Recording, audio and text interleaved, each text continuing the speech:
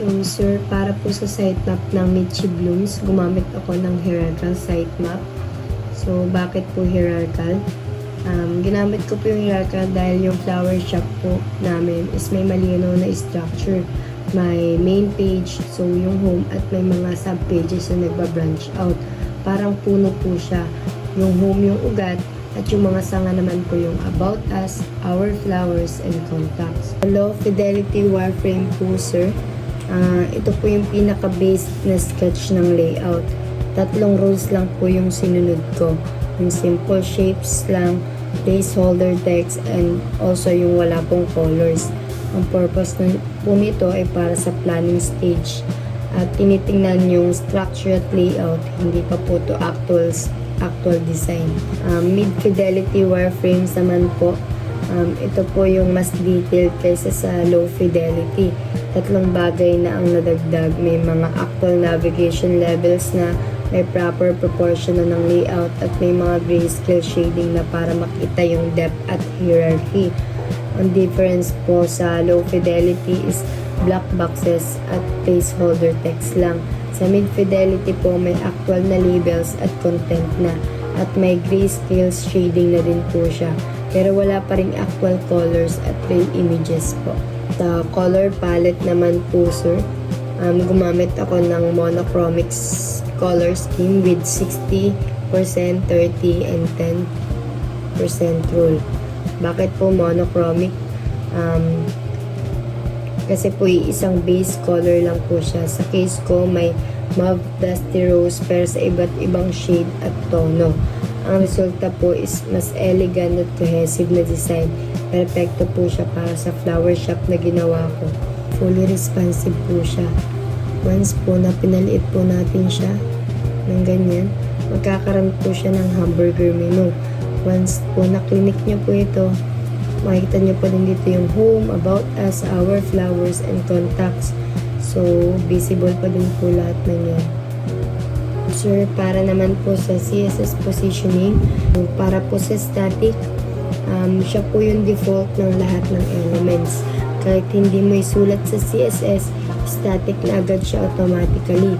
Makikita sa lahat ng normal content ng website, sa paragraph, sa headings, at maging po sa cards sa our flower page or yung aking product. Tulad po nito, tinan po muna natin yung sa about us. So, static po ito kasi wala kang kailangan baguhin. Automatic na po. Automatic na po siyang nandyan. Ito po, wala ka na kailangan. Sunod-sunod na po siya pababa. Normal lang yung daloy. Wala kang kailangan gawin. So, yan po. Para naman po sa relative sir, makikita po ito sa section titles sa mga tulad po dito sa popular arrangements, and also sa special occasion packages. Meron din po siya sa about us, sa our missions and values, what our customers say, and also maging po sa contact you frequently asked question po. So, ito po yung may mga nakaposition sa relative. Ang title para gumana yung mga pink underline po. Ito po. Pero ginagamit niya ang relative para maging parent ng absolute na underline. So, makikita nyo po dyan. Yan po yung result ng relative at absolute na magkasama. Then, makikita nyo po dito sa CSS. So, search natin yan. Ito po, makita nyo po dito. Sa section title, makita nyo po sa position C, relative. Then, sa absolute naman po, ganun din po. Ganun din po siya. About din po siya sa mga pink na naka-underline. So, mahalaga pong tandaan para po gumana yung absolute, kailangan po ng parent ng position or yung relative po. Ang section title ay naka-relative, kaya alam ng underline kung saan siya magpo-float. So, dito po makikita sa CSS yung ating absolute. Yan, section title, after. So, after. Yan, nakita po si absolute. Ito po, sa position.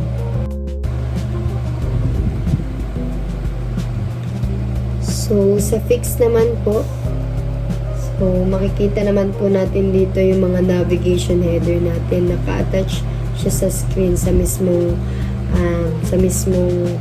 screen, hindi sa page.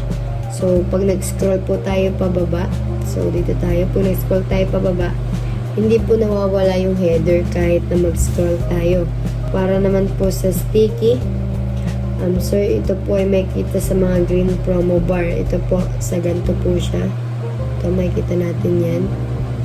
Yan. Sa home po, wala po ko nilagay. Pero sa about, our flowers and contacts, meron po. Makikita yung green promo sa yan, sa ating mga about us. So, pag nag-scroll po tayo pababa, pansinin na sumusunod yung green bar at nananatili siya sa baba ng ating header. Hindi po siya nawawala habang tayo ay nag-i-scroll. Mapapansin niyo naman po yan. Hindi po siya umaalis, hindi po siya nawawala dyan. Then, sir, yung pinagkaiba po ng sticky and fix. So, yung fix po is palaging nakadikit kahit hindi pa nag-i-scroll. Ito yung ating header. Is lagi lang po siyang nandyan. Kapag sticky naman po, una nasa normal muna siya. Then, kapag naabot na po yung naabot na ng scroll, yung ito, yung kanyang part, mag-i-stick na siya. Then, mas natural yung behavior ng sticky.